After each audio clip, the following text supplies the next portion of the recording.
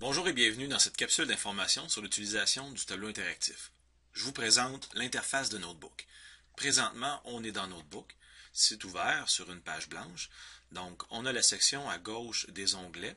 On a le trieur de diapositives. Donc, quand j'ajoute des pages, je les vois apparaître ici. Ensuite, on a l'onglet de la galerie. La galerie est garnie de plus ou moins 5000 quelques images triées par catégorie. Images et aussi éléments interactifs, fichiers et pages de notebook et des arrière-plans à utiliser. Donc, la façon la plus simple d'utiliser les éléments de la galerie, c'est de cliquer, glisser directement dans notre page de présentation. Donc, il y a des éléments interactifs, entre autres, sur lesquels on peut agir. Donc, ici, on a une balance où je retire des éléments et je peux montrer l'équilibre mathématique, par exemple. Donc, vous remarquez que dès que je touche dans la page, ça disparaît. C'est parce qu'ici, j'ai cliqué sur masquer automatiquement. Donc, on peut le laisser toujours visible. C'est pratique, entre autres, pour travailler avec le créateur d'activité qui nécessite que ce soit toujours actif.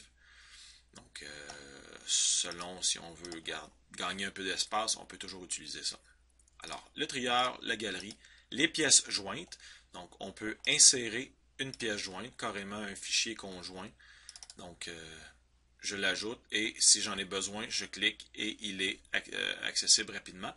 Et ce qui est intéressant, c'est quand on partage notre fichier Notebook à quelqu'un, le fichier va suivre, va être avec la présentation Notebook, va être intégré. Donc, vraiment intéressant pour ça. On en reparle plus tard dans des pièces jointes.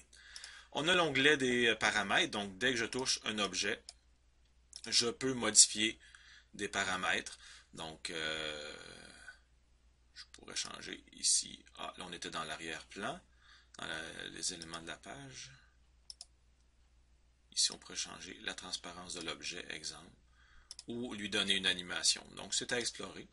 On a la page, l'onglet, pardon, des modules complémentaires, où on a GeoGebra et ainsi de suite. On en reparlera dans une autre capsule. Et on a aussi l'onglet Smart Response si on l'a d'installer, qui nous permet de poser des questions, de récolter des réponses avec des télécommandes ou avec un appareil branché à Internet. Ce sera le sujet d'une autre capsule. Donc voilà pour les onglets que l'on retrouve à gauche, en plus des flèches de navigation, ajouter et enlever une page. Alors maintenant, on va regarder en haut, dans la barre des outils. Alors, on a la première section qui est les actions et la dernière section qui sont les outils. Donc, changer de page, annuler, rajouter une page, supprimer la page, enregistrer. On peut ouvrir un fichier aussi. Un élément très important, c'est afficher les écrans. Donc, c'est ici qu'on va accéder, exemple, à mettre ça en plein écran ou changer l'affichage pour avoir la largeur de page complète plutôt que la page entière, donc, ou page complète. Et on peut jouer avec les zooms, mais habituellement, plein écran va être très utile. On fera une capsule aussi sur l'arrière-plan transparent. L'affichage double page aussi peut être utile si on veut afficher deux pages côte à côte. Alors, on peut revenir à page unique. On a un bouton qui nous permet de supprimer. Donc, si j'ai, exemple, un élément et que je veux le supprimer, ben, je peux faire ça ici rapidement aussi. Les outils de capture d'écran qui me permettent de faire des captures d'écran selon certains paramètres que l'on trouve dans la petite barre d'outils. On a un masque d'écran, on peut ajouter un tableau, on peut accéder à Smart Exchange, on a des outils mathématiques qu'on peut ajouter, on a des modules complémentaires au centre. Et maintenant pour la barre des outils, donc on a l'outil de sélection qui est la flèche. Et remarquez que les paramètres apparaissent dès que je choisis un outil. Donc les crayons ici, vous voyez un petit triangle signifie que j'ai des options supplémentaires accessibles. Donc dans les crayons, on a différents types de crayons. Alors pour être plus créatif, crayon texte qui transforme l'écriture en texte, et ainsi de suite. Donc c'est à essayer. La reconnaissance de forme est très intéressante pour corriger un peu notre main imparfaite parfois. On a des formes géométriques. Encore là, les petits triangles nous permettent d'avoir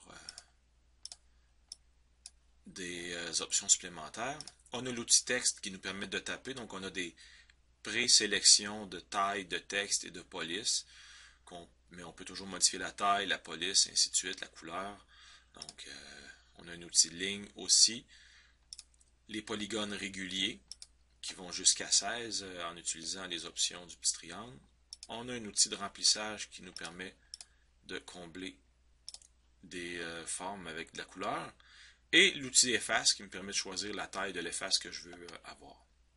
Alors, c'est principalement les outils de la barre des outils. On peut déplacer cette barre-là, l'envoyer en bas. C'est suggéré même de le faire pour avoir un espace plus libre dans le haut de l'écran, parce que souvent dans la classe, les têtes des élèves sont dans le bas. Donc, on déplace la barre d'outils en bas pour libérer le haut.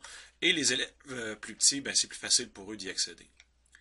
Et on a aussi personnalisé la barre d'outils, où on peut ajouter des boutons pour qu'ils soient directement accessibles. Entre autres, un outil qui peut être très pratique, c'est d'avoir plein écran.